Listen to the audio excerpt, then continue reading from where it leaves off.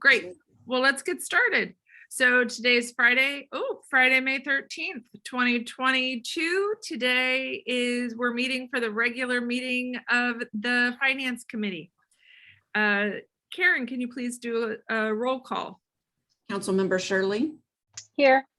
Councilmember Donaldson. Here. Mayor Kerr. Here.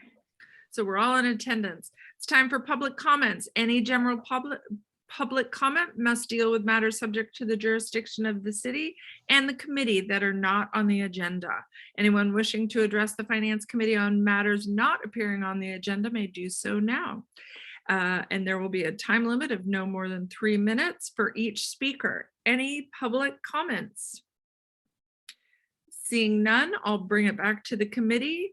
And our first item is financial reports, April 2022 and April 2021. And I'll turn it over to City Manager Gerton. All right, and then I will turn it over to Roberto. And we'll make this one quick so we can talk about next year's budget. Okay, good. So just a couple of quick highlights from the April reports to kind of set the tone for our meeting.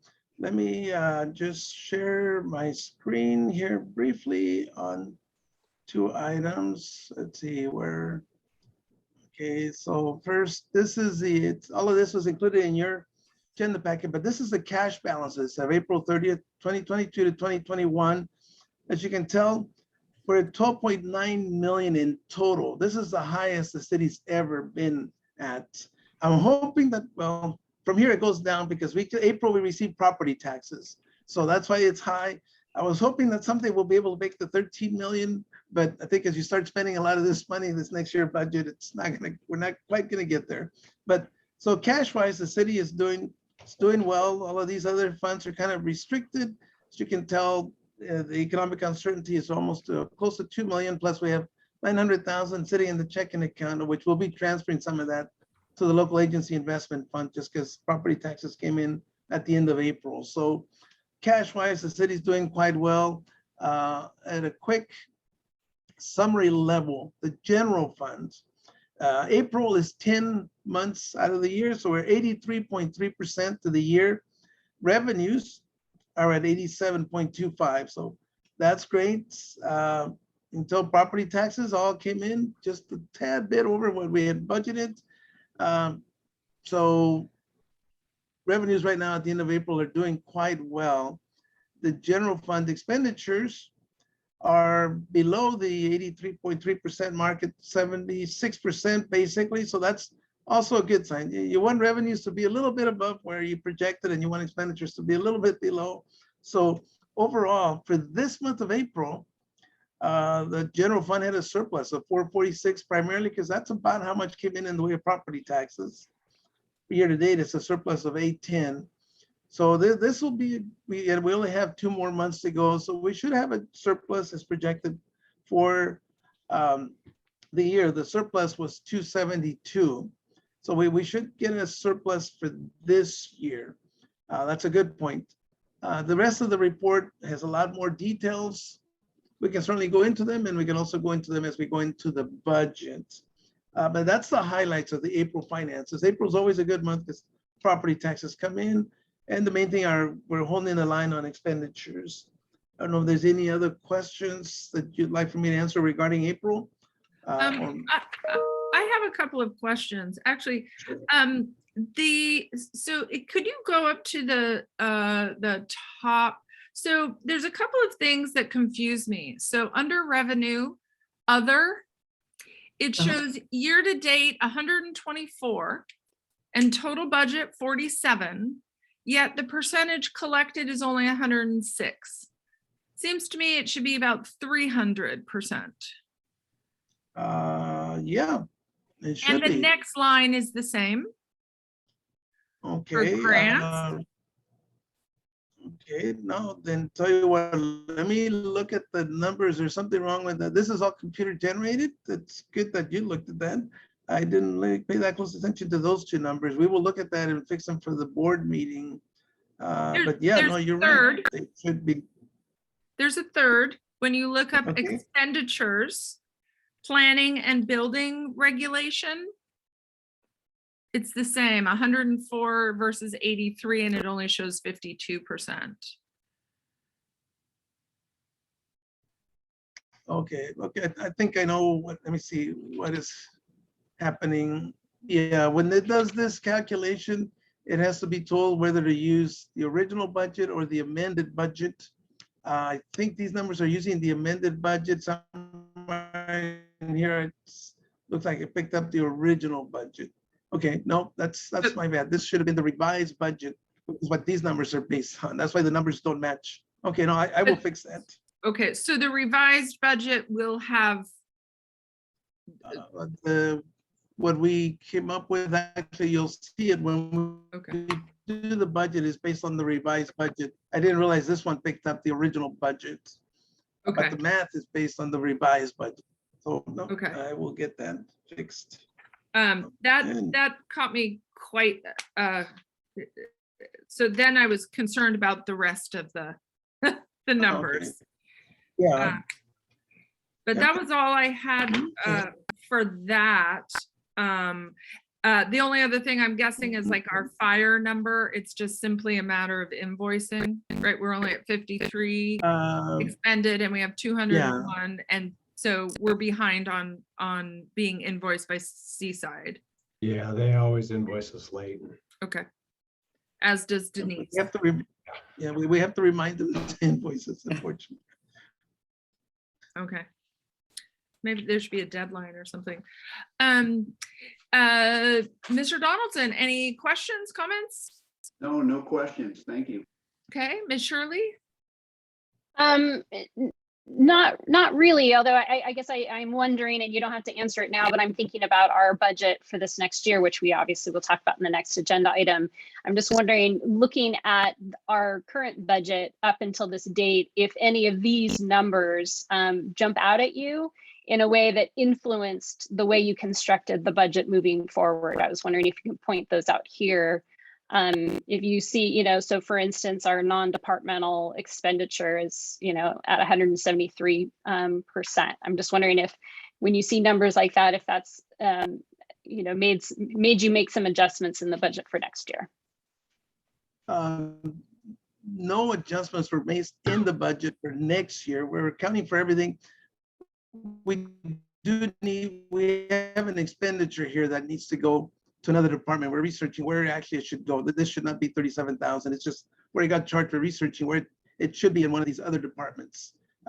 We'll see if we can get it resolved by the time for the board meeting so that it'll have the right number. But then, so these numbers help us to kind of just take a look at, well, just like you noticed, there's something wrong with this number here, but nothing that made us change the budget for next year. There are a couple of things that change the next year's budget, and I will definitely address those for you in comparison to this year's budget. Okay. Right. So just to add on to that, we did make some adjustments that we'll cover in the next one for the next year's budget based on what Roberta was just talking about things being charged in the wrong areas. So we've added line items like for training for the admin staff. There hasn't been a training line item in the past, but they do training and they purchase books, things like that. And then they have to go in and look for a place to allocate that, to attribute that cost to. So it goes in somewhere where it wasn't really originally planned and it throws numbers off. So we've made tweaks with that. Yeah. Okay. That's good to know. Thank you. The only other thing I wanted to mention before we move on to the budget review is, was there a duplicate of the year to date this year in the report that was sent out to us? I thought I had two of the same 12 pages of this year's. And then there was a third after the city manager report. Because I only pulled one of the 12 pages out to look at. I didn't look at the second one. I think that's my error, Mayor. Okay, I okay. think I I just said wanted to two. make sure I wasn't missing something. No, Okay, sorry about that. that's okay. That's okay. So if you'd like, let's move on to the draft 2022-23. John? Yeah, so the good news is that we're in good standing right now with our budget. We're, as Roberto's mentioned, our cash balance is really good going into the next year. We're still functioning with a fund balance that we have flexibility to utilize going forward. So that's all good. We have choices to make. So I kind of like to focus our conversation today on getting your ideas and some direction on where we should be looking on utilizing some of that available funding. But before we do that, I'm going to have Roberto kind of go through some of the things that we have in the recommended budget. We're still making tweaks over the next week or two before we bring it to the city council. Roberto and I both had vacation at inopportune times. And then Roberto had a family emergency that is kind of, throwing things a little catawampus on us, but we're getting back on track. So we'll have, we're still fine tuning the budget and fine tuning some numbers. This discussion will help us with some of that. But I'd like Roberto to talk about just some of the little changes that we've made in the budget. Like I mentioned, budgeting, training for the admin staff. But specifically, I'd like him to focus on what we've learned from HDL in terms of our sales tax revenues and our cannabis revenues, because those are our biggest funding sources for our budget, and where we see that going over the next couple of years, because that'll dictate the decisions that we're going to ask you to make in a few minutes. So Mayor Kerr, to the committee, keep in mind as we go through this, John mentioned this is a draft proposed budget. So definitely if you catch any typos or anything like that, let me know. We're going to fix all of that. What I'd like to do is at least we'll address the points that John mentioned. I always like to start with the big over picture, and then we'll get into the detail more and more as much detail as you want. So Roberto, real quick too, just before, I don't want to get too much into the weeds on the budget, because I want to talk about contributions, talk about capital projects, ARPA, and salaries. And I want to make sure we leave enough time to talk about all that kind of stuff. Okay, good. So you received the budget message with the details. Unfortunately, we didn't have enough time to give it to you more in advance. So I'd like to kind of review some of that with you here. As we just discussed, let me again share my screen here. So this is the proposed. May I ask a question before we start? John, are we hoping to have this in for approval in May, or discussion in May and approval in June? Right, discussion in May, approval in June. Thank you. Sorry, Roberto. Okay, no, that's clear. So, so again, this is just the draft. We anticipate it's going to change a little bit. There's a few numbers that we're still trying to nail down. So the good thing is everything is balanced. So let me just start with this page of the document. So this is the summary by fund. So this is our estimated fund balance in each fund, the June 30, 2022, based on the audit and what's budgeted right now for the current year. This is where we think the year end will end up. We have revenues for the coming year for each fund, and the appropriations, only one set of transfers at this point, and then this surplus is for the current year. So as it turns out, the general fund basically has a $1 surplus. We covered all, we've used up all the revenue, and then you'll take a look and see how that's planned to be used, but that still leaves us at the end of the year about 2.3 million. And we had a 1.9 million economic uncertainty. This year, we're adding money to that fund balance, but for next year, there will not be that much of a change for fund balance. Right. So then, real quick, Roberto, so that this is a little bit of a change in how we budgeted the last couple of years, because there's been basically a budgeted surplus without discussion about where that funding would go, and we would wait till the end of the year and then attribute it to something. So we're gonna change how we think about budgeting and budgeting all of the expected resources in the calendar year. So at the start of the year, if we're expecting to put any of the current year's resources into reserves or whatever, we're budgeting that. So we have a truly balanced budget. We've always had an imbalanced budget, not always. The last couple of years, we've had an imbalanced budget. It's been imbalanced in the positive, which is great. But I think whenever we start talking about surpluses, that's a word that has a lot of different connotations for different folks. And then people start thinking of wish lists on how to spend that. So I'd like to get away from that concept and budget to a net zero at the bottom so that everything that we anticipate to get in the fiscal year is accounted for on how we're going to use it. So that's a little bit of a change for you all. Thank you for that. I also just wanted to mention that what you're looking at is different than the document I received. Oh, okay, let me. So I has that pulled been up the Word- updated since last evening?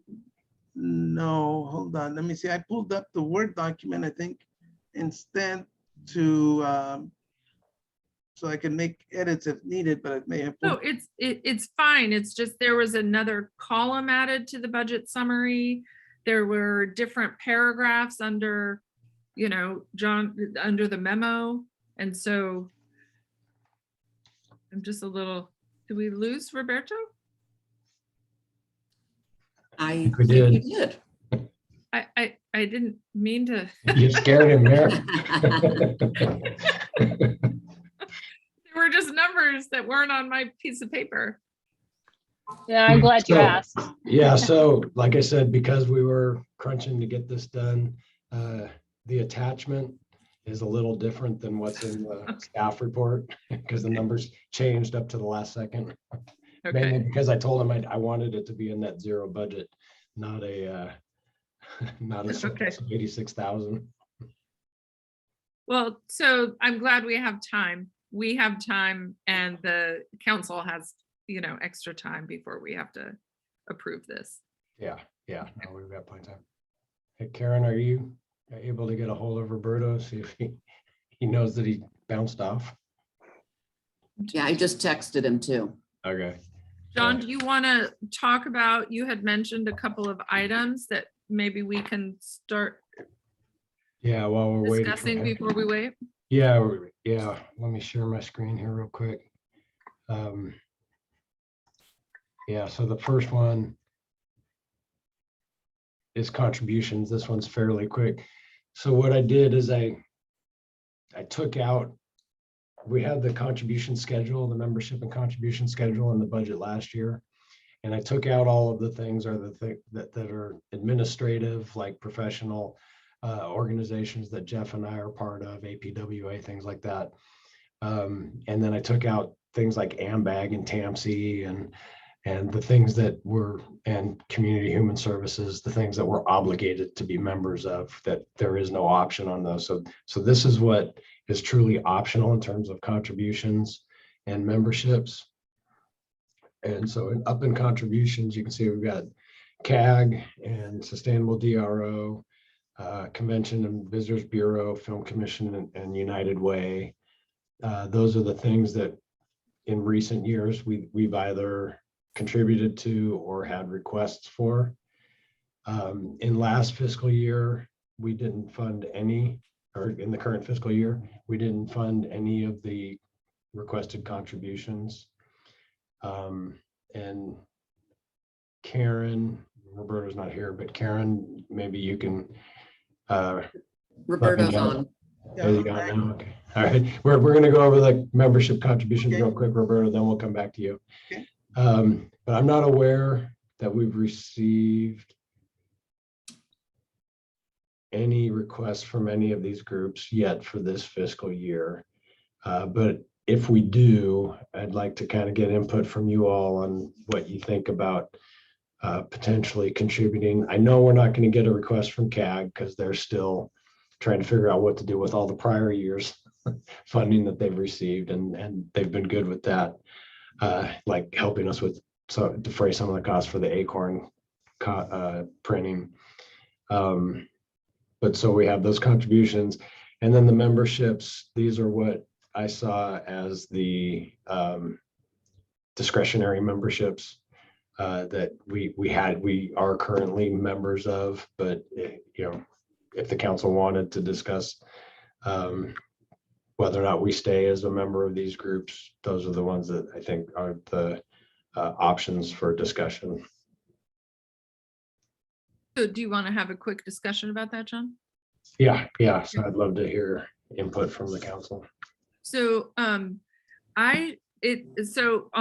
very rough ad, it looks about 16,500. And I am fine to take all of these out of consideration, unless, perhaps there's a process if you do receive a request. Dino and I actually came up with the process for, a piece of paper for a request, how this distribution of funding would be in support of Rey Oaks and our citizens. And I would be fine if and when anyone requests that there were some kind of a process that were to come to you and then the city council. But as of today, I would be fine to let these go. I would love to see this kind of funding be routed to the Parks and Rec Committee or some portion of that. I think they will have a very large impact on our residents and our city. So those are my thoughts. Mr. Donaldson. Yeah, I kind of feel the same way. For me, if an organization is not directly contributing to our city and our citizens, I don't think we need to either establish the relationship with them or fund it.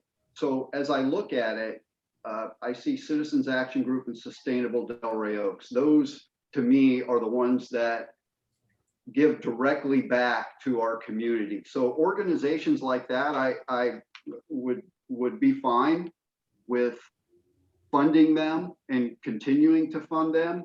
And Mayor, you mentioned the Parks and Recs Committee. I also think, it's directly back to Rey Oaks, and I think that would be appropriate as well. So, I mean, in summary, if they directly contribute to our citizens in the community, absolutely. If not, then I don't see a need to continue that relationship. Ms. Shirley. Yeah, so I agree. Just to clarify, John, so all of these last year, well, some of these we did contribute to. Is it the contributions we didn't make last year and the memberships we did? Yes. Okay. So, and yeah, Sustainable Rey Oaks, we made that request. We never got the money. So we weren't planning on requesting any money. In terms of the other memberships, yeah, I don't know. I mean, are those typical memberships that cities have in general? Like, I mean, I know I agree that we want to support groups that directly affect our residents, but I think we also need to look at ourselves sort of as a part of a larger whole. And so I was just wondering what other cities contribute in terms of memberships and contributions. Yeah, so I think from the contribution standpoint, from a staff perspective, I agree with you all. I think that we should be putting a priority on organizations that work directly with our community, which would be Sustainable and CAG. And the others, I think, are when we're in a position to be supportive of the greater region, that's a discussion for those times. But as far as the memberships, from an economic development standpoint, I think that the Monterey County Business Council membership for the $500, maintaining that relationship with them is good for us. We do get help from them, even if it's just calling them and saying, hey, do you guys know about any grant programs for small businesses, things like that. So I think the $500 is well spent there. And, kind of similar, you could argue whether or not the Chamber of Commerce really has a direct impact in our community. But it's kind of also a goodwill, kind of showing leadership in the community, and as far as our businesses are concerned, and the chamber is good for businesses, and so it shows that we're partnering with our businesses in Rey Oaks, that we're supporting an organization that supports them. So I think that the Chamber of Commerce is a good $480 to spend. The Defense Alliance, it's $500. For me, I would make the recommendation that I think it could go either way. I don't think they need our $500, but the defense facilities around here are a large part of why our community is what it is. And I think you all know better than I do, a significant number of our residents here in one way or another benefit from the defense communities, because we have a lot of retired defense folks, active defense folks, and employees of the defense facilities here. So staying involved with them and supporting them and keeping our installations here and helping out with BRAC and things like that, I think there's a benefit to that. And so that's a small amount. MBEP, I don't know what the benefit is to the community or to the city of Rey Oaks. I'm fine requesting a meeting to go talk to them, to give them the opportunity to share that with us. But as the city manager, I haven't seen how having MBEP does anything beyond what AMBAG and TAMC and other organizations already do for us. So for me, that's the one that I'm really not sure what the benefit of membership in that one is. So. Okay. All right. Yeah, no, I can agree with everything you said there. Yeah. So if that 2,500 could be redirected to the parks, that seems like that would make more sense for us at this time. So. Yeah. Okay. I would still, I'm sorry, go ahead. No, and then in terms of contributions, yeah, I think, it would be good, I guess, to have a policy, because, it's not like you get a contribution request, at the end of every budget year. It seems like those just probably come throughout the year. And so if we have an idea of how we're going to handle when those come through, what the process is, I support having a process so that we can talk about those. Yeah, and that's included in the work that we're doing on getting council policies, so that we have those kinds of things, so that we don't have to keep having this conversation every year. Yeah, good. Go ahead. Okay, so with that, I'll turn it back over to Roberto.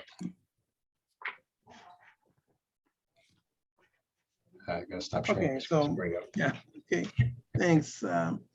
So getting back to the document here, let me share my screen one more time here. Let's see first. Okay, share screen. Okay.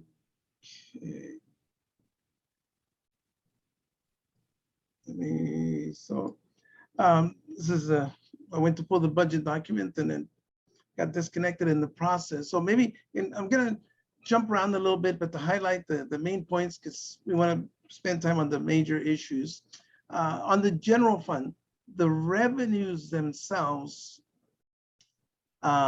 is just a very small change. We mentioned in here the sales tax, the COP monies that we receive, and the housing grant. But I think maybe better than looking at the reading. Let me instead share with you the details, and we can look at the details on the budget itself for the revenue side.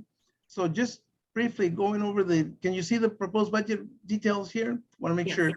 Yes. Okay, so just, there's a lot of them, but I just want to highlight the main one. So property tax is just, we budgeted for the 2%, automatically the city gets 2%. So that's a given. If there's a lot of property sales, it may go up more than that. Most revenues have stayed pretty much where they have been. The major shift here is sales tax. 2021, we got 409,000. 21, 22, we're expecting 490,000. The revenues have been coming in, and HCL told us after when the pandemic kind of came to a close, there's a lot of pent up demand. People are spending money, and they're also paying back what had been deferred during the pandemic. The state gave them an option. So we're going to get quite a bit here, but they've already made it clear for 22, 23, it's going to be 450. So it may seem like, oh, it's a decrease. Well, it is a decrease over what we got in 21, 22, because that had a bump in it, but it's still an increase over what we got in 2021. So it's still an increase. It's just that in this year, we have unexpected sales tax. Well, it was kind of expected. We just didn't know when we were getting it. All the deferred sales tax, but that's not going to repeat itself. We're not going to be at these levels. They give us a number for 22, 23, and for 23, 24, and they will be more around this level. And HCL are the sales tax experts. They keep track of all of this. So we went with their numbers. We kind of went off of this number too to project up, and this is very reasonable. So we will have a surplus this year, primarily because we have additional sales tax, but this is where we will be going forward. Cannabis, we're still leaving at 200,000. Remember, that's a long ways from the 900,000 that we were a couple of years ago, but there's still some cannabis in town, but not anywhere near the levels where it used to be. The one that is actually doing quite well is transient occupancy tax.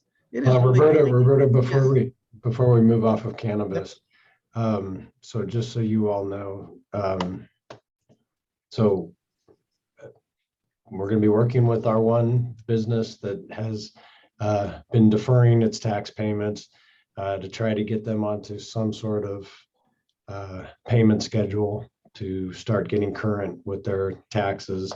So I've got Alex working with outside counsel on on a process for that, and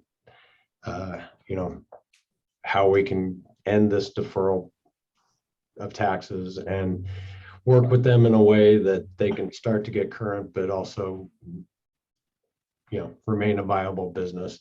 And then Karen is also scheduling meetings for me with all of our other licensees so that we can start talking about what needs to happen to get them to a point where they're actually operating, or do we need to start working with them to transfer their licenses to other businesses that we know are looking for places and could come in and actually develop and grow businesses, because we didn't hand out licenses just for people to sit on them.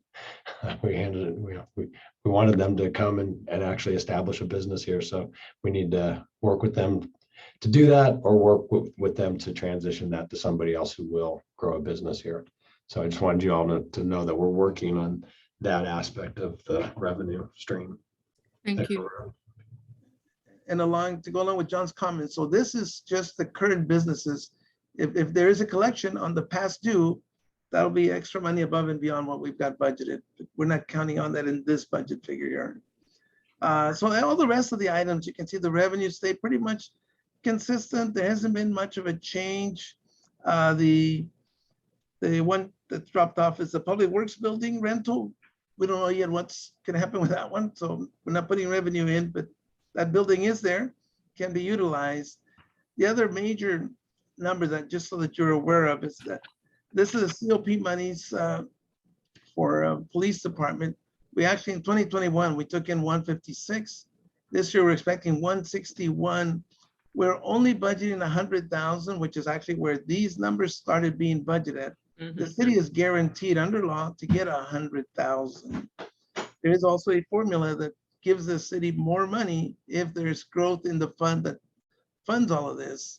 There has been the last couple of years. We don't know. We do know we're guaranteed this much. So there's a potential for another 50 to 60,000, but that won't be, they only give it to us once a year, and it's when it comes in that we know how much we really got. So just, there is a possibility for more revenue, but this is what's guaranteed right now, which is what we're budgeting on. All right, consistent with past budget cycles, where what Roberto's saying here is this is a conservative budget, and we've budgeted to what we're confident we can get, and then we increase services once we know we have more flexibility. Okay, so the other number that's not here is the housing REAP and LEAP grant. This is what was left in the grants, assuming that with those that it's finished. We don't know yet what the future is going to bring. I don't know, John, have you heard any more on this?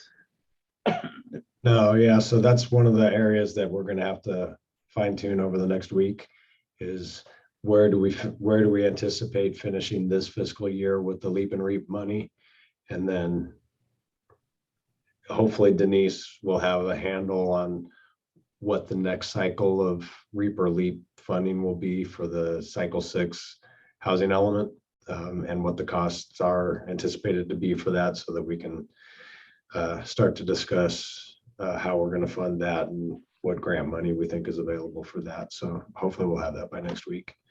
Okay, John, so- I believe we will be getting more money from AMBAG for REAP and LEAP grants, right? We're just not sure how much. Yeah, that's the expectation. I just haven't heard Okay. from anyone how much we think that is. Yeah. Okay.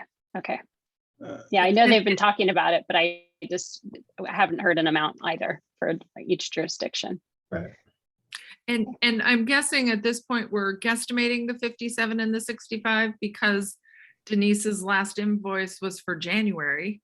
And Yeah. I know that she's done some work since, so I would guesstimate that those numbers are going to be lower. Yeah. Yeah, okay, thank you. So keep in mind, well, we don't have anything in the way of estimated revenues for REAP and LEAP. We also don't have any expenditures. We will match the two once we have the numbers. We'll put in an appropriation. So the everything else is pretty much the same. You can tell there is a decrease, but it's primarily because the sales tax is not there. It's still an increase over the 2021 figure. So 21, 22, just because of the sales tax really gave us quite a bump in revenues. This probably should have been more of a $4.1 million estimated revenues, except for that extra money, and then we're up to 4.2. The airport, this is just based on paying half of their, the police departments. This number will change as the police department's budget changes. So revenues were pretty much in sync with where we were. Like I said, it looks like a decrease. It's not really a decrease in our patterns. It's just a one-time bump in revenues that we received this year. Okay, let me see. Are you still seeing that worksheet, or are you seeing the budget report now? Because I'm trying to figure out how my screen is sharing. We're still seeing the budget detail. Okay, so let me change this back to the budget message. So that was the revenues. This is just a paragraph where we looked at the numbers. On the expenditure side, here's a summary of how the departments did. Well, how the budget is for each department, with a brief description below. Looking at a high level, you can see city council is pretty much unchanged. The city clerk's budget went up a little bit, and that's primarily because there's some additional software that was purchased to manage the workload. The city manager actually dropped those slightly. Just, the treasurer is pretty much even. Legal, we left it exactly even.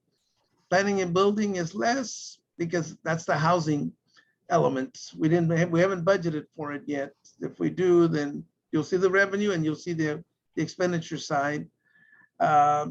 These items are unchanged. Police department is one that has the largest increase, 41,000, and we'll talk about that one in more detail. Fire there's a slight increase, and that's because of the contract with Seaside. That's the amount that will be going up by. Public Works, John, this is one I didn't get a chance to go over with you. This is a slight increase only because we threw in a small contingency amount here.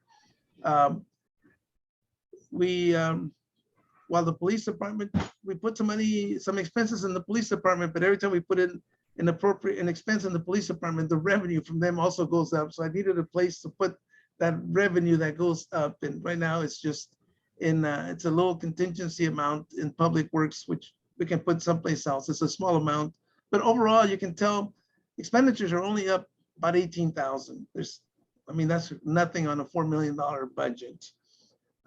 This explains a few of these changes. The main one we want to talk about is the police department. So in the assumptions here, under personnel costs, you see the police department budget does include at present a 5% cost of living increase for police officers only. There's also, the budget does include merit step increases of 5% for 9 of the positions. We have a younger workforce than in the past, so they all have step increases for the most part. And there is 1 police officer vacant position that's being retained at this point to keep it vacant. Roberto, can you tell us who those 9 positions are? Pretty much everybody except for city manager, the police chief. And I think Tom Dowson and Chris Lawson. Yeah. Okay, Everybody else, just the long-term employees are the only ones that are not getting okay, step increases at this point. Okay.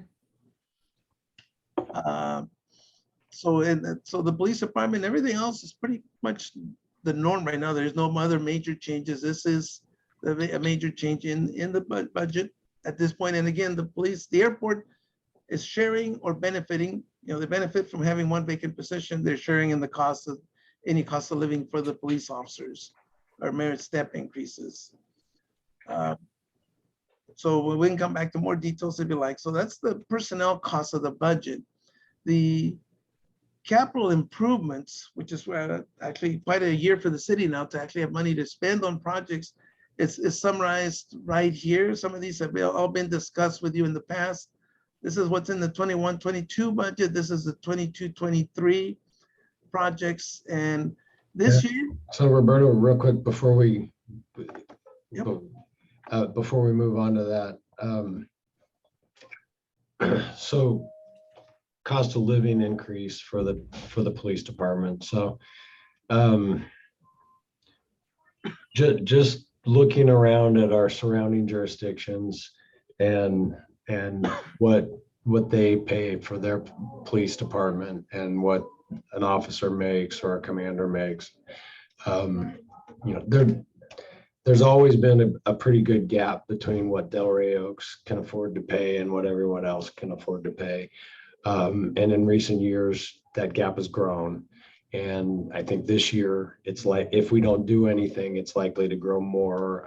I'm hearing in the city managers group that most of the other jurisdictions are looking at some increase for their police departments and their fire departments. So what this budget contemplates is a 5% increase for just for the PD.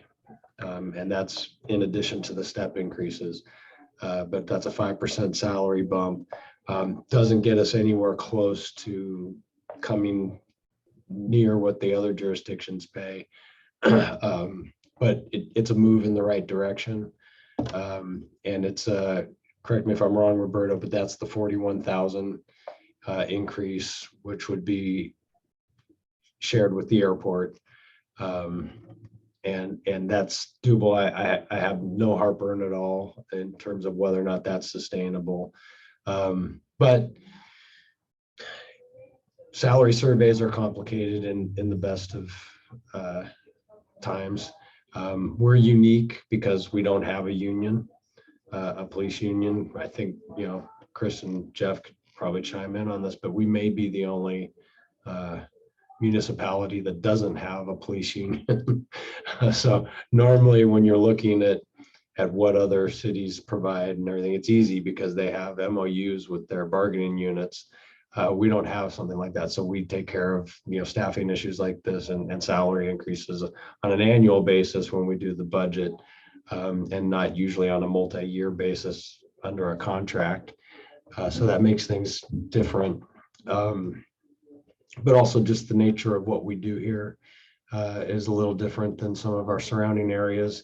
And so comparing apples to apples is difficult for us because our closest comparison in terms of size, city size, would be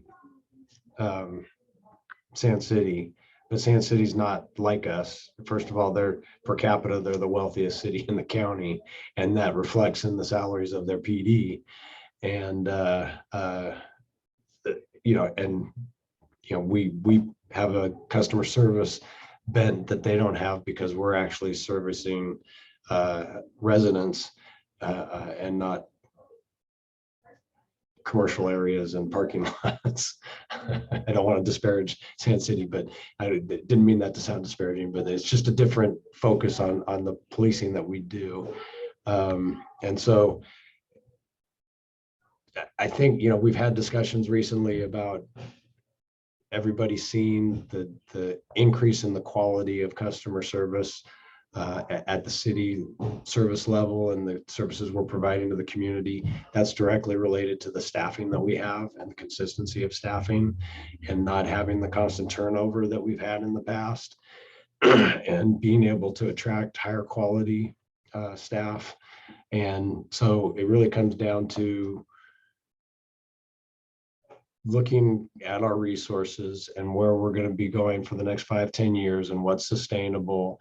And then how do we use those to attract and retain those quality employees that we're accustomed to now. So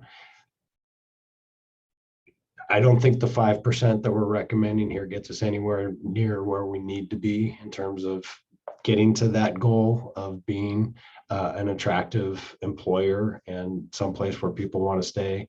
It helps. But there's still work that needs to be done. So my recommendation in this is to do the 5%. If Roberto and I are going to crunch some numbers and talk, if we could do 10%, 10% would be preferable. But then I also want to put some money into looking at bringing somebody in to do an apples to apples comparison and look statewide to find organizations that are similar to ours.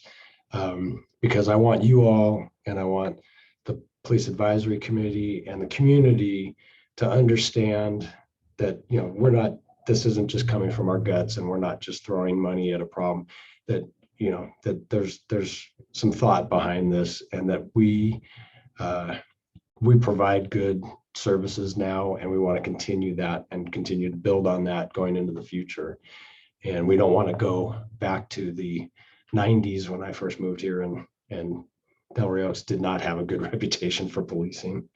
We want to continue to become an exemplary municipal services agency. And so that's the direction that we're going. But this did come up at the Police Advisory Committee. They asked these questions and they asked specifically, what are the benefits? How do our benefits compare to other agencies? What is our workload? What do our officers do? Those types of things. So if the Police Advisory Committee is asking those questions, the community is going to ask those questions. So I want to have answers to those questions before we talk about where we should be pegging to for the future in terms of relation with our surrounding area. And so I think an outside agency can come in and help us with that. So 5% was a conservative recommendation. 10% would be an 83% increase, right, Roberto? All right, not 83%, sorry, $83,000 a year. So another $40,000.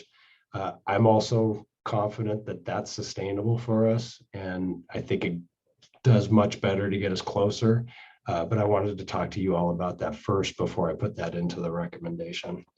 So what I'd like to do is go around and see how people are feeling about the data, Roberto, that you've talked about thus far.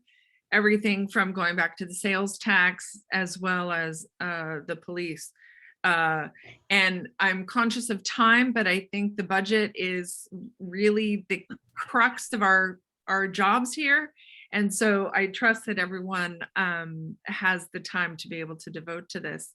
So Scott, do you have anything you'd like to add? Question? No, I don't have any questions. I just, when we look at the budget and we see the surplus that we have, I think the circumstances that we have been living with have created the surplus that we do have, in that, you know, we've received a lot of money, a lot of grant money. The sales tax has increased just because of the kind of conditions that we've been under. And we haven't had the hit to tourism like other cities have had on the peninsula. So I think we have to look at it in terms of making the best out of what we have right now. And as we move forward, be conservative, not only in terms of the way that we spend, but also how we use that money, you know, to do things like pay down debt. So those are kind of my thoughts as we move forward. And as part of that, we kind of have to look at what are the things that are going to drive us into the future now that we kind of got the pandemic in the rearview mirror. And we got to look back at, okay, what is going to drive our budget at this point, and just be realistic and like I said, be a little bit conservative on how we spend. Would you like me to talk about the police part as well right now, Mayor, or do you want to come back to that? Yeah, no, what I'd like to do is talk about everything that Roberto and John have talked about now, so then we can move forward to the next one. So yeah, the police would be appropriate. Okay, so having said all of that, I think funding the additional money that the city manager is talking about for the police is very appropriate, and for a variety of reasons. First and foremost, I think our police is one of the things that defines our city. I know that the community has a very positive impression of the police, and the bottom line is having that quality in the police force, it costs money like anything else. And when you look at the wages across all professions, wages are rising. And I don't think we've kept up with that, particularly as you look at the police force and our staff. And I think 5 to 10% is very appropriate. I would really like to see it at 10% if it looks like we can sustain it for the long haul. And then additionally, the city manager talked about the salary survey. I think that's appropriate as well, to see that maybe there's a little bit more that we can do based on those comparisons that are out there. So in terms of police, I think that is one area that as we look at going forward and kind of being, you know, conservative with how we're spending our money, that is one area that I think we can spend more. So those are my thoughts. Okay, Thank you. Ms. Shirley. Thanks. Yeah, I don't have a lot of comments in terms of what we covered before. I was really happy to see that you budgeted the cannabis tax sort of minus that business that we haven't been receiving revenue from. So that was really smart. And I understand the decrease in the sales tax that we might see going forward, but it's certainly increased from, you know, where we were pre-pandemic. So, and in terms of the police force, you know, I certainly also agree 5 to 10% seems very reasonable. Having a salary survey though is, you know, I always like to see information and data to help us make those conclusions. And so I would support moving forward with that, so we can be comparing apples to apples and just have a better idea and feel confident, because we do want to keep our police happy, and we want to be able to retain the ones that we have. I'd like to, you know, that costs us money too when they leave and come back, you know, or have others that come in. And so you know, keeping our current employees happy, I think is really important for all of us. So yeah, that's it. All right. Can you tell me what our lowest paid police officer makes? a year? Ish?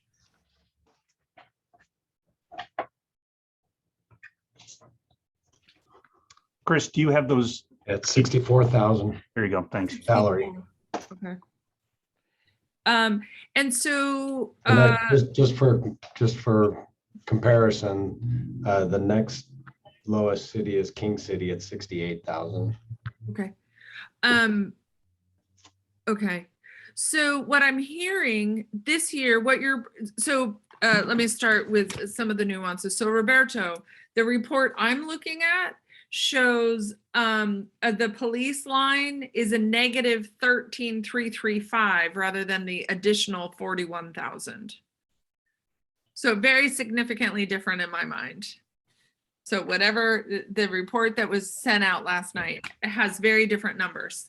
Yeah, because the like I said, we were tweaking numbers to the last minute, so Okay.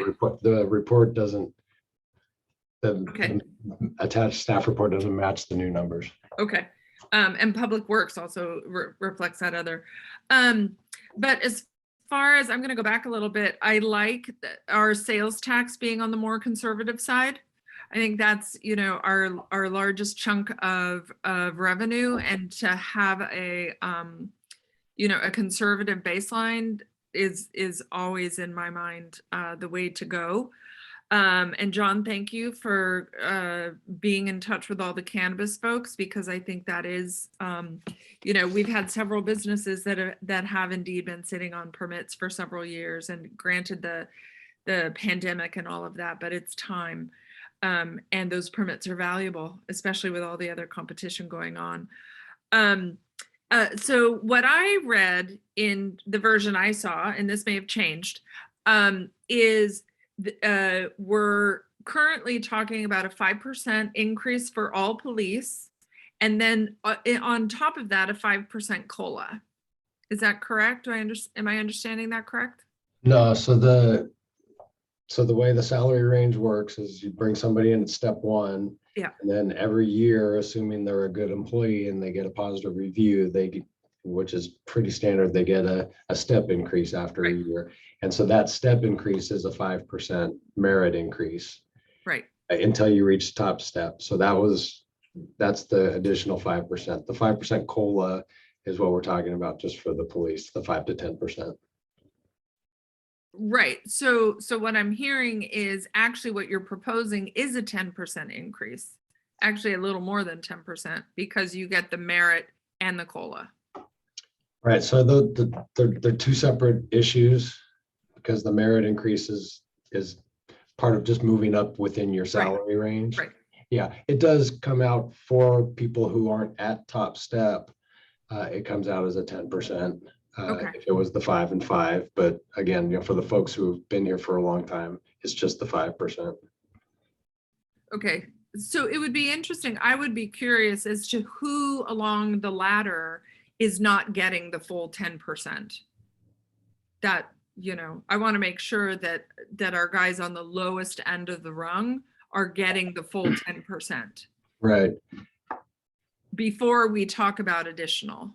Yeah, so we're conflating two different issues. So when we're looking at salary increases, we're looking at increasing an entire salary range. Right.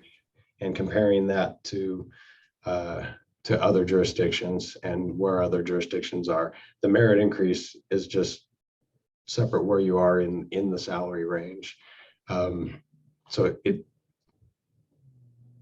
I understand what you're saying, that it would be a 10% for some people, but what we're talking about is not what people are going to get in the current fiscal year. We're talking about pegging our salary range for individual positions so that they're more commensurate with what the surrounding area provides, so that we can attract quality staffing. Yeah. I'm looking at how we stair step this. And so what I'm thinking is at the end of the day, your first pay period in July will reflect a 10% increase. But what we're also talking about is during next year, doing a salary survey, right? So in my mind, one idea moving forward would be and so this is why I want to see who is and who isn't receiving the full 10%, regardless of where it comes from, right? Well, so yeah, I mean, that's more complicated because the merit increase is not July 1st. It's not fiscal year based. It's anniversary. So it's your Got hire it. date. It's your hire date. Okay. So the 10% for somebody, if your anniversary date was on June 15th, you're not going to get the additional 5% until June 15th Got it. next Okay. year. Yeah. Yeah. Okay. Well, in a perfect world, I would have said, let's go with the 5 and the 5 and then do the salary survey, and then we can, adjust accordingly. Right. So Just those are- for, oh, I'm sorry, Mayor. please go ahead. Just for comparison, just so you know, we did an internal salary survey, the commander did. We're, I think on the low end, over 25% below on the lowest end of salaries, behind the lowest end of others on average, the median difference. And then in some cases, close to 50%. Is that correct, Chris? Yeah. Yeah. On average, what Chris came up with is about 28% on the low end and 36% on the high end. Okay. Just in Monterey County, Right. comparing to Monterey County. Right. Okay. And the other thing with the apples to oranges and apples to apples, it may be even a little difficult to do that because there's no other municipal police department our size that does an airport as well. And that's another whole set of skills that our officers have to have and train for and keep up to date with. Right. And the numbers that I gave you are just for officers. It actually, the disparity gets bigger when we move up the chain to sergeants and commander. Okay. So, so what you recommended today is 5 and 5. What are you suggesting moving forward? Well, so yeah, so the current budget recommendation contemplates a 5% increase in salary. My preference would be a 10%. But either way, a 5% or a 10%, and we've already included in the budget some funding for bringing in somebody to do a salary survey. Okay. So that's already included in the budget. Okay. So my preference would be a 10%, because like I said, talking with other city managers around, many of them are planning to, they're in a new cycle of negotiations with their unions and they're looking to give raises. A lot of that is in recognition of the work that they all had to do during the pandemic. Somebody's buzzing the tower. 2. Yeah. I'm sure we're all hearing it. Yeah. So anyway, so my point is that a 5% slows the bleeding, but it doesn't really address the issue that we're all talking about, which is that we're falling behind. It just keeps us from falling further behind than we are, but I'd like to make up some ground. So that's why I would prefer 10%. Okay. And then a salary survey to show us what we should be working on for the future, and then map out a 3 to 5 year plan to get us there. Okay. That's all I had. Yeah. Yeah. I just want to say that I agree with that. John, I think if you want to put forward a 10%, it sounds like we may all be in support of that. And then I just want to know, I know I talked to you about this. We're not anticipating any problems from the airport in terms of agreeing to this. I mean, they're getting a good deal. So I'm just wondering, do we need to have their approval before we approve our budget? Yeah, Roberto and I will meet with them, and the chief will meet with them to talk about it. As you all know, communication back and forth is stilted. But yeah, I think we have a solid rationale for this. We provide good services to them, and the chief has done the work in the past to show the costs historically, currently, and prospectively. And chief, correct me if I'm wrong, but I think currently the airport is paying for police services at about the same level that they were paying in what, 2016, 2017? Yeah, actually in 2015 or 2014, probably, to be honest. Right. Yeah. So they're getting a really good deal with this. And I think that they've seen, like we've seen, the quality of the services has gone up as well. Yeah. Okay, good. Yeah. So I'm not anticipating blowback. And the commander works over there quite a bit with their staff, and I believe our relationship with them is still good. The executive discussions aren't as clear sometimes as the middle management. So I would ask Chris to weigh in if he thinks the relationship is still as good as it's been. Operations is, we've always been close. Little news, Whitney, who came here about a year and a half ago, is leaving at the end of the month. So they'll have a new operations. I forget what her title was, but basically in charge of operations person. But she was great to work with. We're strong. Yeah, we got no issues. Great, glad to hear it. When does our contract up? Next month, is that right, Roberto? Oh. We're 2023. 2023. 23, Yeah. so in a year. That's Yeah. right. Yeah. I was Okay, thinking true. Yeah. Yeah. So so those were the conversations I wanted to have. So let's move on to, I think we were talking about capital improvements. Yeah, actually, Roberto, I've made a few changes, so I'm going to share my screen. Okay.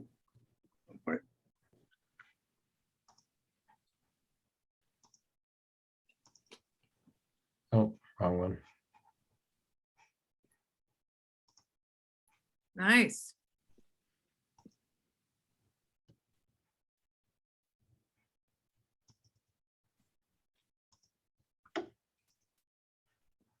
So this is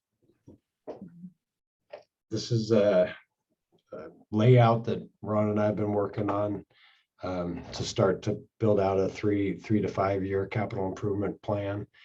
So I've put in here some of the historical work that's been done from capital perspective side, and then next year's recommendation, and then started to put out future year stuff.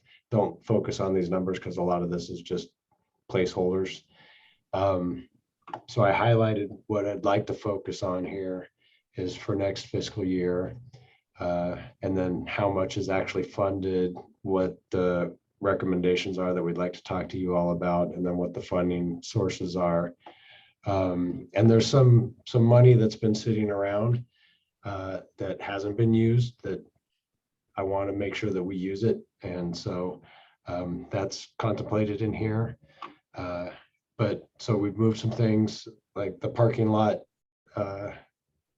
restoration at the park. Going through the process and working with Sherman, there's been some tweaks to that.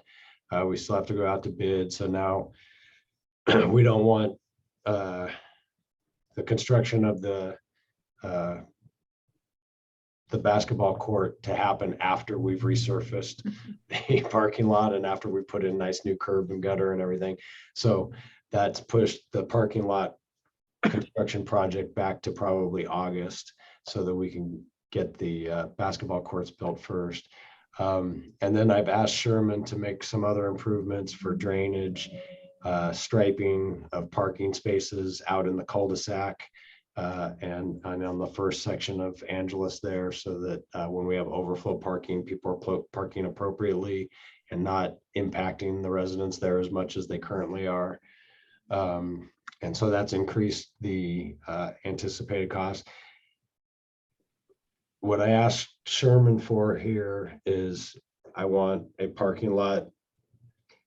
I don't want a gold-plated parking lot or a platinum-plated parking lot, but I want a parking lot that will outlast me and him and Ron, and that will be here long after we're gone. So what we have is something that's good, and with proper care will be here 50, 60, 70 years down the road before it needs to be redone again. And when it needs to be redone, then it'll have to be completely torn out and redone. But so that's increased the cost a little bit. We had an approved budget of 88,800. We need an additional 31,200, I think. We'll see when the bids come in to get that done. So I'm recommending when we talk about ARPA, about putting some more money from ARPA into that so that we're not talking about this facility 10 or 15 or 20 years from now in terms of needing to redo it again. We're talking about 50, 60 years from now. And then we have the wildfire fuel reduction. That's just in there right now. It's currently unfunded. We should know sometime this month whether or not we're going to get that grant. Ron's optimistic, so that's good. We have actually I didn't update that, but I want to start capturing things that are our big technology upgrades in here. So we have the police department radio. There's also going to be body cam update. I'll have to update these numbers and get with Chris. And actually I'm going to take that out because we'll look at how we're going to fund that and then come back and make recommendations to you all. Curb repair, we were planning $60,000 of SB1 funding to be used for curb repair. We've increased that to 70 because we just got $10,000 from Embasia for trip hazard work, and curb and gutter repair falls into that category. So Ron's already met with them. So we pumped that up by another 10,000, so 70,000. City Hall parking lot improvements, $150,000 is probably a good guesstimate, but we want to resurface the parking lot. The hillside over by Jeff's office has some issues, needs to be shored up with a better retaining wall. That driveway needs to be improved so it's safer. And then the corner over on out from Mike's side of the building, where I think Ron is witnessing about a 4-inch slump per year. So before we slide down into the park and destroy our new bocce courts, I want to get that addressed. So I'm working with Sherman on that. $150,000 is probably a solid estimate on getting all of that done. But I'll update y'all on that. But that I would think would be a good use for some ARPA funding. And then I put South Boundary in here as, something that needs to get moving. So that's just in there with placeholders for now. But then we still have some Measure X funding that's left over from when we did the street resurfacing. It's about $101,000, I think, Roberto, right? $100,000, give or take. And on Via Verde at the rise of the hill right there, when you get up just to about where that first house is on the right, there's a tree with root intrusion into the road and it's getting really bumpy. Ron's already got a plan for taking the tree out, and then we need to fix the curb and gutter and the road there. So we're going to use some of that Measure X funding, about $30,000 to fix that. And then down at the corner of Angeles and Rosita, we've got some storm drain facility issues that need to be addressed now before it becomes, we can handle it for $60,000, $70,000 right now versus waiting a year or two, and then it's a $250,000 project. So I'd like to use that money to get that taken care of. So those are our capital projects. And then we're starting to show in the capital projects, and Roberto showed in the budget that we do budget for annual repair and maintenance on the parks and on our government facilities, and it's status quo. But I want to start tracking that so that we show in our capital program what we're using for regular routine maintenance, and then this is just a placeholder, but start to plan for vehicle replacement. And then I also forgot to mention, when we're redoing the parking lot, I want to put in charging stations too and get 3CE and the Air District to help fund that. Which parking lot? The City Hall parking lot. Okay. And then we can talk about others later, like the parking lot. Can we do a little round robin with everybody again? Yep. Okay. Scott? Yeah, for me, a lot of it just makes sense. I mean, you've got maintenance requirements, so in terms of the projects that involve the parking lot, the curbs, the street repair, those types of things, absolutely, it's best to get out in front of that so that, you know, like the city manager talked about, you're not dealing with it until way down the road. The police radio, wasn't that part of what we approved as far as the automation updates and the upgrades and the use of ARPA money during the last meeting? No, so that was approval for the in-vehicle mobile data units. So basically the computers that are in the units. And then this is the radios that they carry. Well, radios in the car, but then the radios that they carry on their hip too, because, and the commander and the chief can explain this better, but what we currently have is the hand-me-downs from all the rest of the jurisdictions who have already moved on to the newest. And if we're going to keep up with county comms and be able to communicate with our sister agencies, we have to upgrade our system or upgrade our equipment. If I could just quickly add, just so you know, we can't really repair our radios anymore. So they probably should have been replaced about 3 to 4 years ago. We should have started this process and replaced them. But what we did is we were able to push it farther down the road by collecting everyone's old radios when they went to the newer ones. And it just saved us a little bit of money over the last few years. And radios, so the 15,000, there's actually about 17. If I don't know if Roberto, if you can make a note, because that a more accurate line for that one is that's our body cameras, and that's the same company as the radio company. We're working them in tandem, and the radios will come later, and all of these can be funded. That's a yearly cost of 88,000, about 88,000 over 5 years, and that's actually less for our new body cameras than we would have had to pay to re-up our current contract with our current vendor. Plus, we're getting several in-car cameras. So we're actually getting better cameras, more cameras in the cars, and it'll cost us less than if we just continue to re-up our new contract. The radios to replace our entire radio system is about 175,000.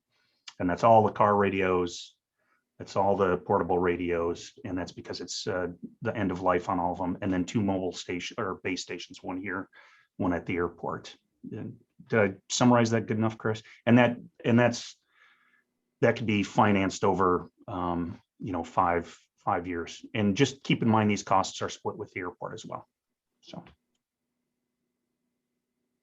Yeah, so you had me at radio, all that justification makes sense. Absolutely, I support that. And the last thing is the South Boundary Road upgrades.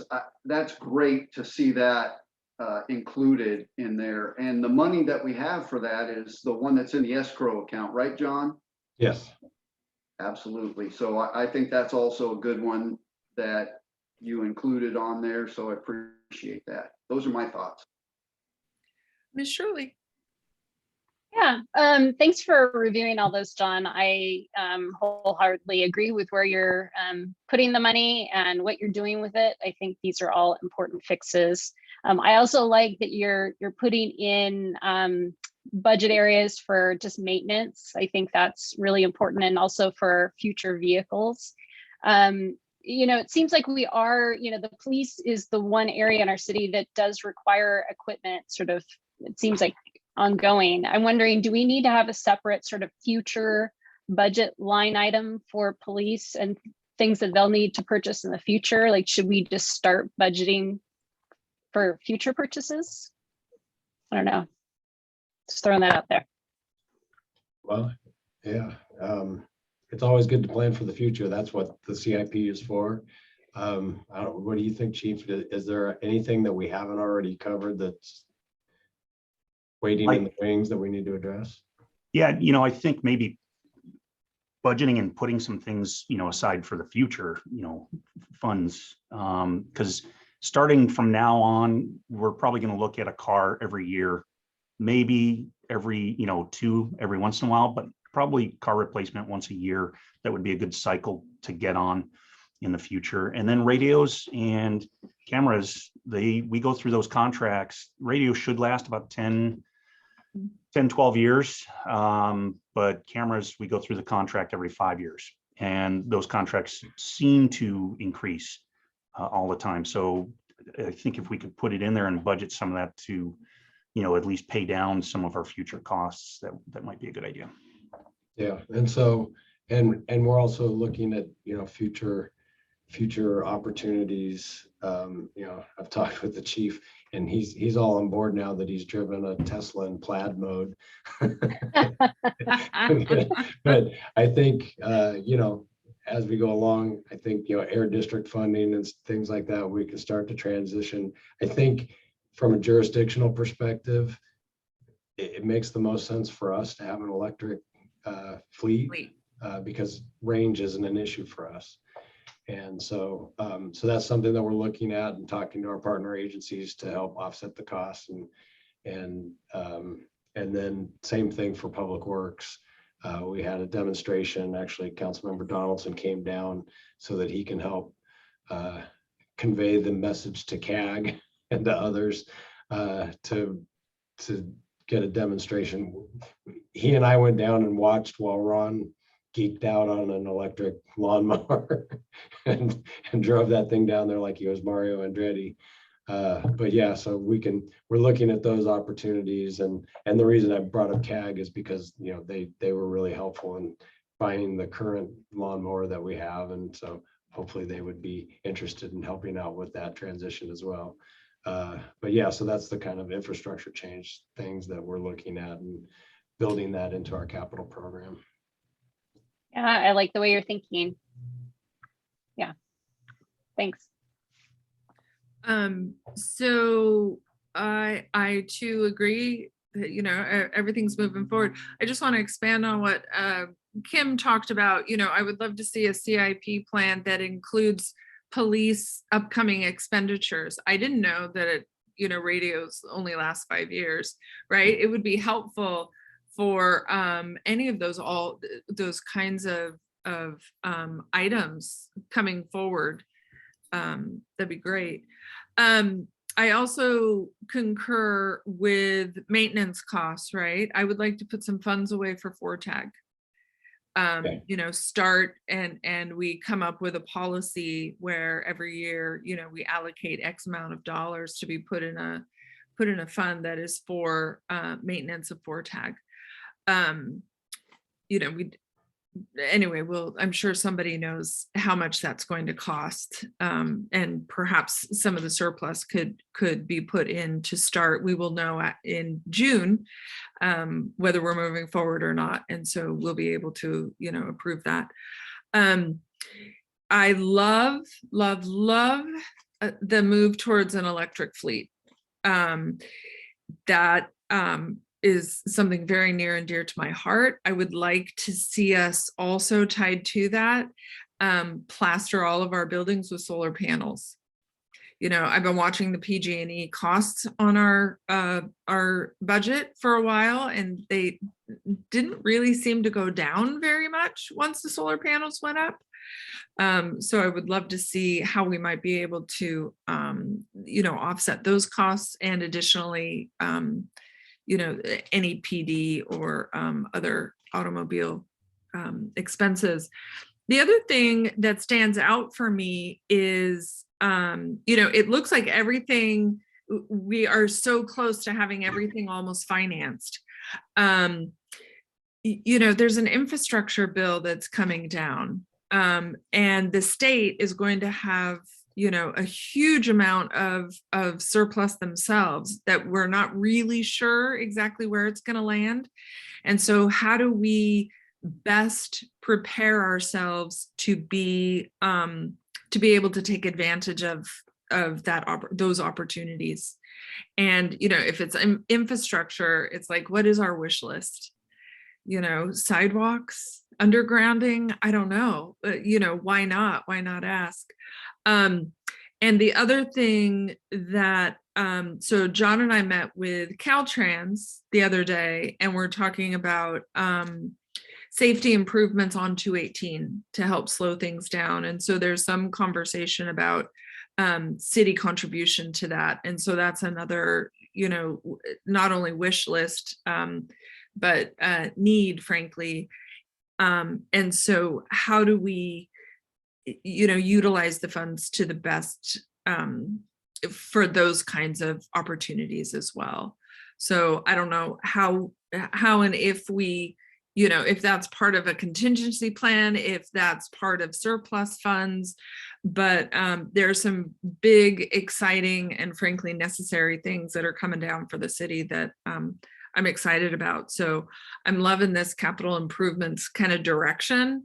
I also would love to see, you know, a grander wish list, you know, so if and when, you know, $1 million grant is, you know, dangled in front of us, we can easily and quickly go to something that may fit. But I love the direction you're going, John.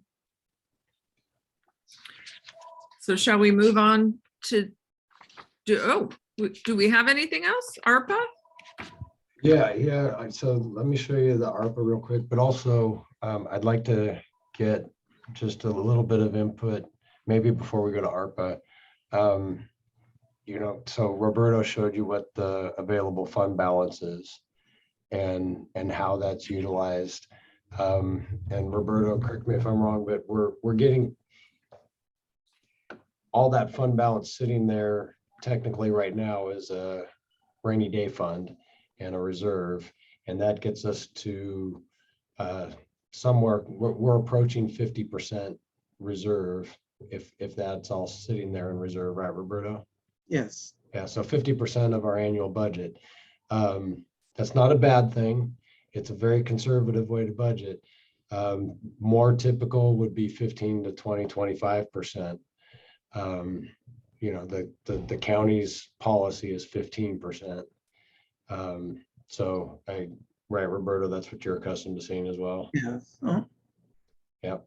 So that's an opportunity then to use some of that other funding for other uses, paying down debt. I would like to utilize either ARPA or some of that to engage either David Zender or somebody else to continue our economic development program development and actually, you know, which is one of our strategic goals, is to continue to build that and actually get out and working closer with our local businesses, and in particular some of our business park property management folks, and getting vacancies filled and getting businesses that provide maybe a more robust tax base and how we can broaden our tax base. So I'd like to engage somebody to help us with that and get us pointed in the right direction and focused in the right areas so that we're not spinning our wheels.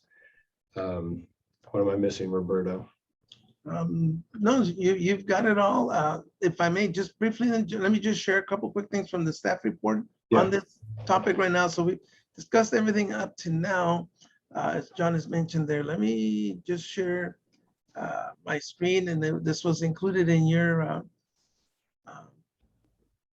let's see, oh, this one here. This was included in your staff report here, but right now the use of the general fund reserves, in the audit, you know, we had 1.9 million as a contingency reserve. We're estimating at June 30, 22, the fund balance should be at about 2.2. By June 30, 2023, about 2.3 million. As John said, that's 55% of the budget.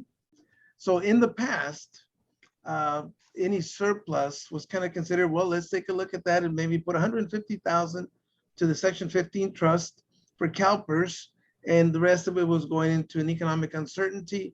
As such, the Section 115 trust, well, we'll talk about it in a little bit. Let me give you more details on that. So the reason for this is that at this point, the city's investment, that 2.2 million, is sitting there getting very low investment returns.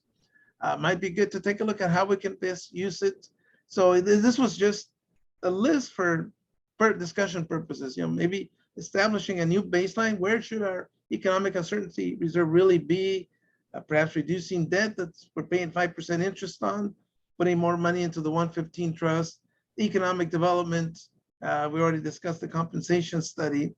So as John mentioned, 2.3 million is actually now 50, this should be 55%. That's a typo. But if the city went to go with a, say, 25% reserve, which is still on the more conservative higher side, we're talking $1,052,000.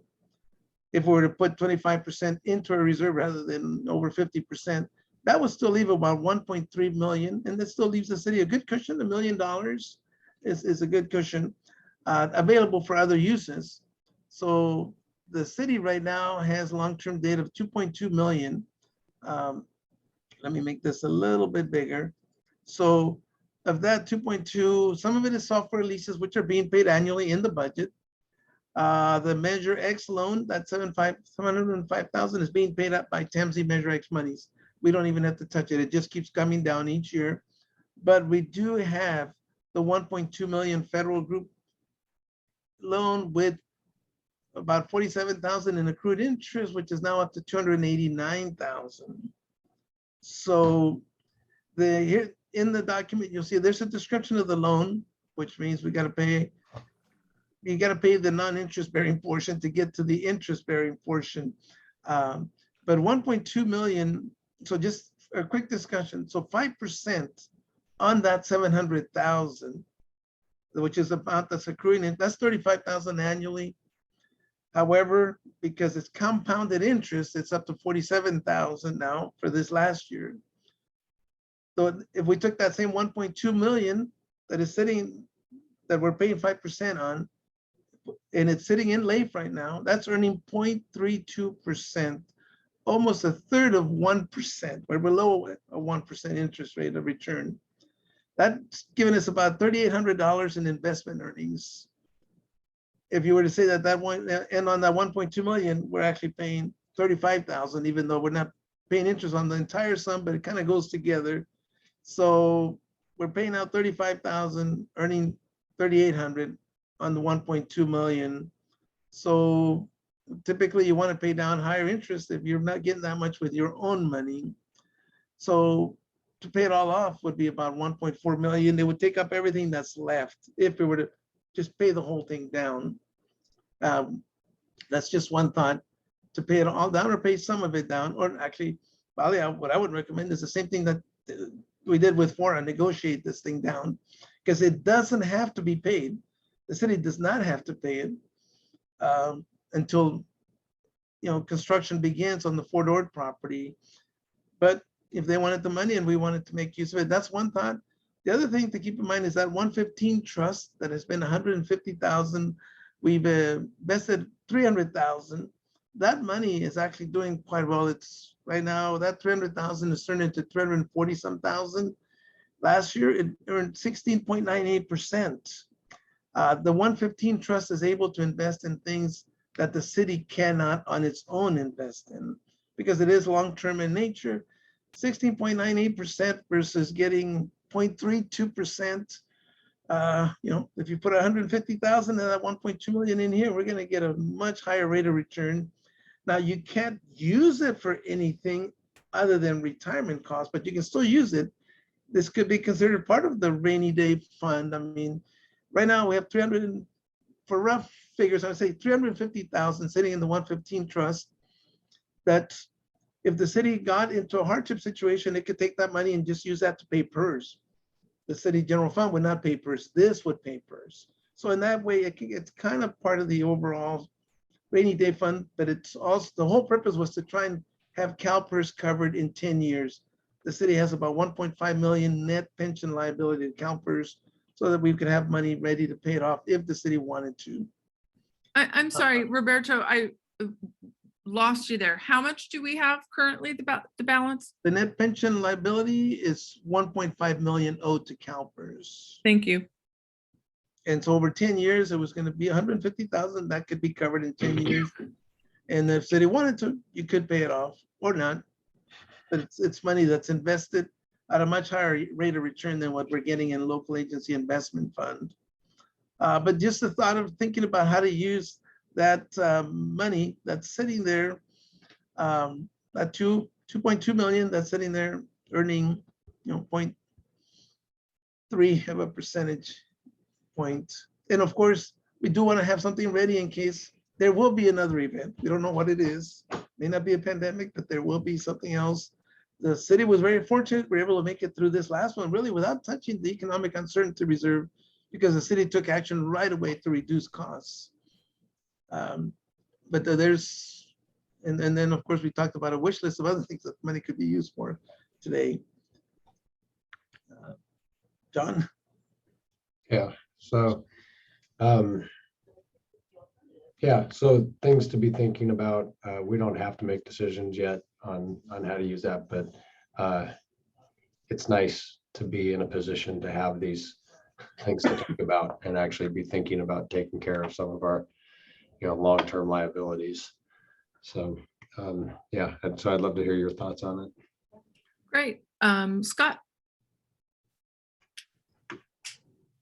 Yeah, so as I look at it, mainly I'm focused in on the debt. I think we should take a significant chunk out of that.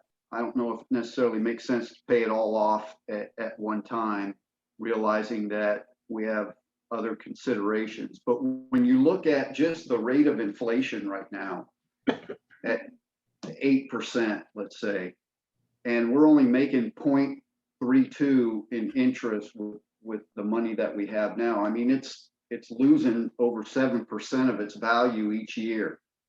So it absolutely does not make sense to leave it where it is and not put it to work. So I think paying down that debt is not only a smart move, but it insulates us from, issues in the future. So I would say a large portion of that needs to go towards that debt.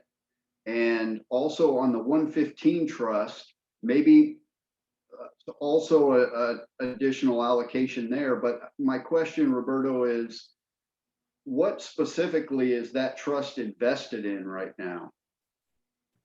The overall, it's a moderately conservative portfolio is the way it's termed.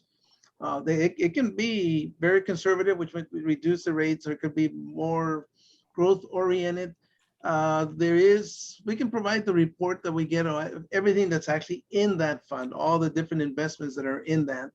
And we're trying to schedule a meeting with John and the folks from PARS because they haven't met John just yet.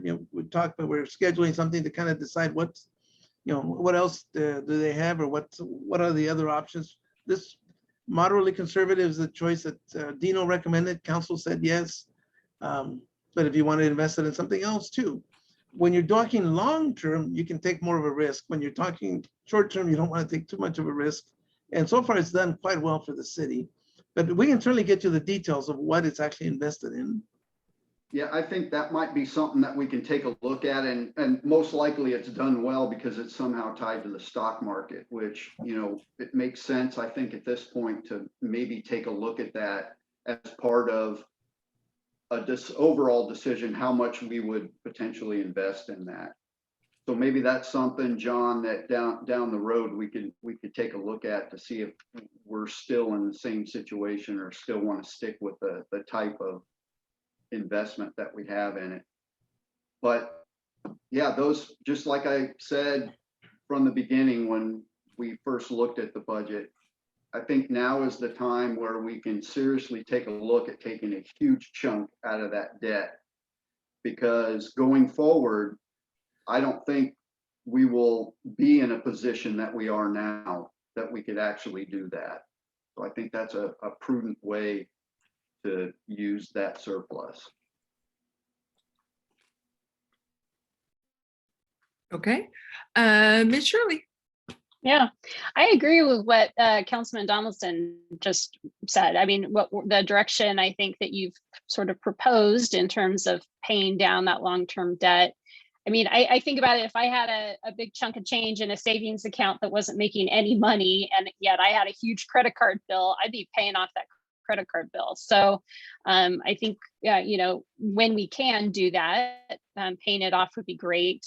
You know, again, the full amount, probably not, maybe, you know, a good chunk of it. I don't know. We can talk about that. And then, yeah, if that CalPERS trust is making over 16% in interest, I think, you know we're going to owe that at some point. So putting additional funds towards that seems really smart. And I don't think I saw this staff portion of the staff report. So I just want to make sure that we get this, because this is the first time I saw what you showed, Roberto. And so I would love to read it. Yeah, it'll be when for the council meeting, it'll be in there. Okay. Yeah, Good. I wanted to get some input from you guys, and then we'll make a recommendation and put them in priority order of how we think they should be funded. Perfect. Yeah. All right. And then going forward, we'll also build that into a policy for future years. Yay. Okay. Sounds good. Thank you. I agree. It would be nice to have the paperwork before we meet.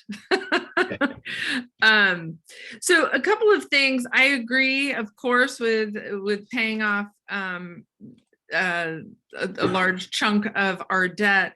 But I think before we do that, I think you know, negotiating like we did with FORTAG is the best first step. And so, you know, how we can help lower that cost would be fantastic. So there's that. I also like the idea of,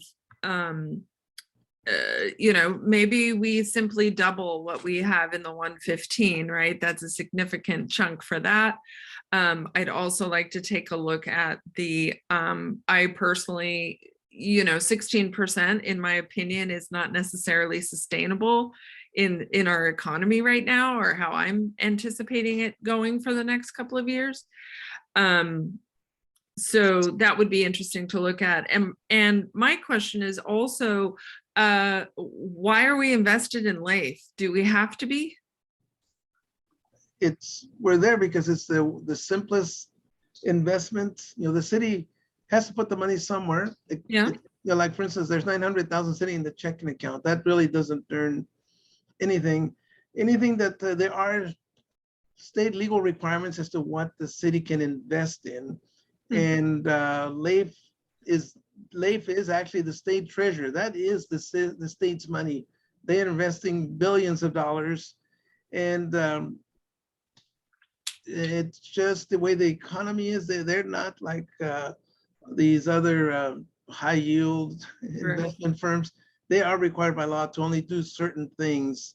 And the main thing is safety. You do not, you know, it's great to make 16%, but when you lose 3%, that is not good in the public's eyes. So everything it's safety first, liquidity, and then the yield is the last thing. There are a couple other places where the city can put the money. The issue with actually even investing in anything else is that, like even with LAIF, we're earning that much. Every time you send the money, it costs, say, $35. So that reduces the little bit that you're earning. Moving the money around costs money.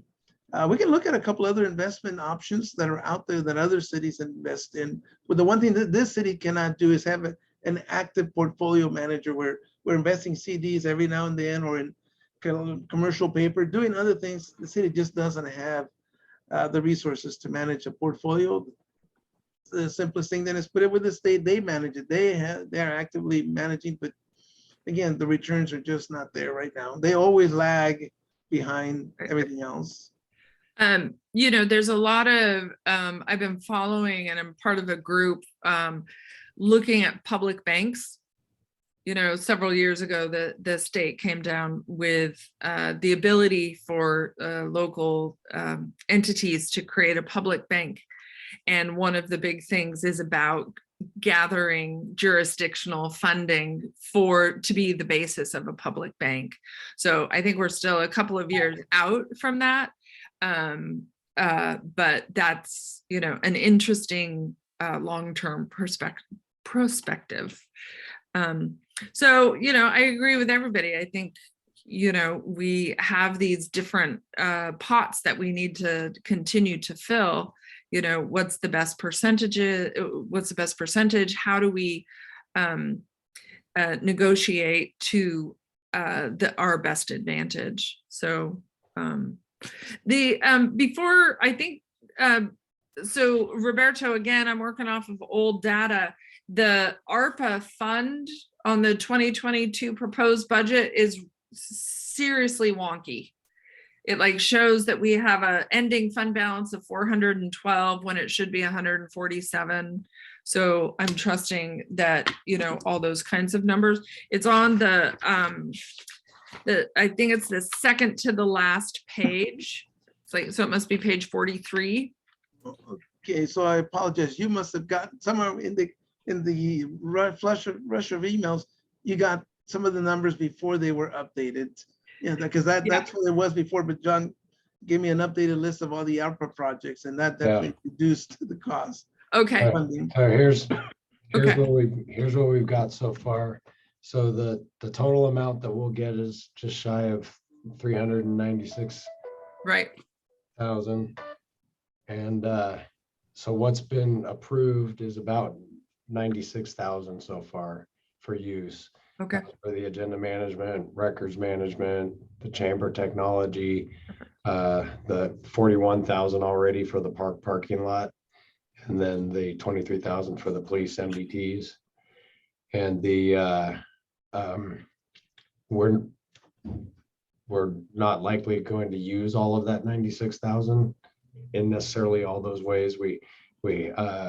Karen's done a great job of working the contractors on the agenda management and the records management. So we're going to have some savings there, which will be good because I think we'll probably be able to use that savings in some of the chamber technology for the hybrid meetings. But so that still leaves approximately $300,000 in our anticipated funding. Like I said, still need another 31,000 for the increased scope of the parking lot. And then I'm recommending probably 150,000, but I'll come back with tighter numbers on that for the city hall work. But it still leaves about between 110, $120,000 left over. So I'm not looking necessarily for you all to just start blurting out recommendations now. I wanted to give this to you and I'll send it to you all so that you have it in your mind, so that you all can start thinking about how you'd like to see it used. And we don't necessarily have to build it into the budget. It can be part of next year's process and as we're going along, and we can make those decisions as things come up. But I wanted you to have the complete numbers. So I'll send that all to you. Okay. Great, thank you.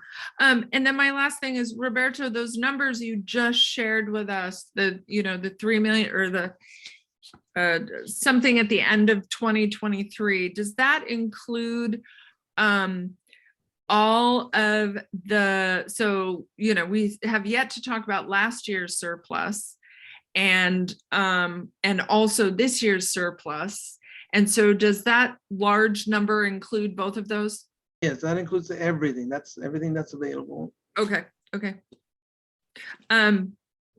Great. My only thing would be, it's a little nidge, is to lower our legal costs by down to 20,000 or 200,000.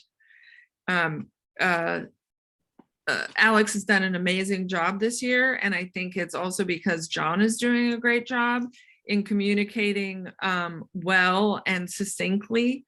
And I think the 200K is a little more on target. And I'm always trying to find us, 20K here and 20K there. So that would be just my last suggestion. Okay. Yeah, that's part of the fine tuning that we're still working on is Roberto and I have gone through and looked at done comparisons of previous years and current year, and we still I need to dig into some of the numbers and make some tweaks based on where I think we're going and how things have changed in terms of our efficiencies and other things. Right. Great. Any last items? Last questions, comments, council? Jeff? Karen? Thanks to the, oh, I'm sorry, I did have. There was always this Zoom lag. I just want to thank, Jeff, go ahead. I just want to thank the council for supporting us and getting us the equipment we need. It's very nice to see and it's appreciated by everybody here. Of course. It's not official yet though, Jeff. We have a few more votes. Kim, did you have something? I just wanted to say thank you to all of us, really. This is an almost 2-hour meeting, but I think it was really fruitful and thoughtful. And again, I just like having this time to dig into this a little bit more before we get to the full council meeting. So I just want you to know how much I appreciate this and the education that goes along with it. So thank you to everyone. I concur. So From the staff perspective, we appreciate the flexibility of everybody. all right, with nothing else to say, we're adjourned. All right. Thanks, See you everybody. in a week and a half. Bye. Have a good weekend. Have a great weekend. Thank you.